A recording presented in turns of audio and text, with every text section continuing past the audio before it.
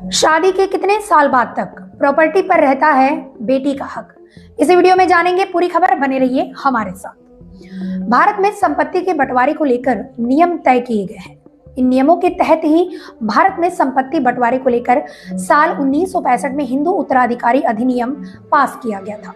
इस कानून के तहत ही हिंदुओं, बौद्ध, जैन और सिखों के बीच संपत्ति बंटवारा, उत्तराधिकारी और विरासत से जुड़े कानून तय किए गए थे। पहले बेटियों को संपत्ति में हक नहीं मिलता था, लेकिन साल 2005 में हिंदू उत्तराधिकार कानून में हुए संशोधन के बाद से बेटियों को भी संपत्ति में बेटों के बराबर हक मिलने लगा। इस बीच लोगों के मन में सवाल यह भी आता है कि शादी के कितने साल बाद तक बेटियों का संपत्ति पर हक होता है। क्या, चलिए फिर जानते हैं इस वीडियो में। शादी के बाद भी क्या रहेगा बेटियों का प्रॉपर्टी पे हक, जानते हैं खबर।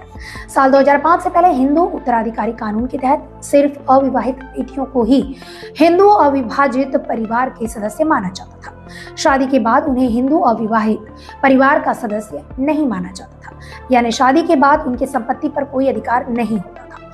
लेकिन साल 2005 में हिंदू उत्तराधिकारी कानून में हुए संशोधन के बाद से बेटी को संपत्ति का बराबर का उत्तराधिकारी माना गया है। अब बेटी की शादी के बाद भी पिता की संपत्ति पर उसका उतना ही अधिकार होता है जितना कि बेटे का शादी के बाद भी। इसमें कोई बदलाव नहीं आता है। बता दें, इसके लिए भी कोई लिमिट या नियम नहीं है कि शादी के कितने साल बाद तक बेटी का प्रॉपर्टी पर हक रहेगा, यानी प्रॉपर्टी पर हमेशा बेटी का हक रहेगा। सिर्फ पैतृक संपत्ति पर होता है हक। भारत में हिंदू उत्तराधिकारी कानून के तहत प्रॉपर्टी को दो कैटेगरी में बांटा गया है, एक पैतृक और दूसरी स्व अर्जित संपत्ति। पैतृक संपत्ति वह होती है जो पीढ़ी दर पीढ़ी चली आ रही होती है। इस संपत्ति पर बेटे और बेटियों का जन्म सिद्ध अधिकार होता है, लेकिन जो संपत्ति पिता की स्व अर्जित यानी खुद की कमाई से खरीदी गई होती है, उस पर किसी का भी जन्म सिद्ध अधिकार नहीं होता है।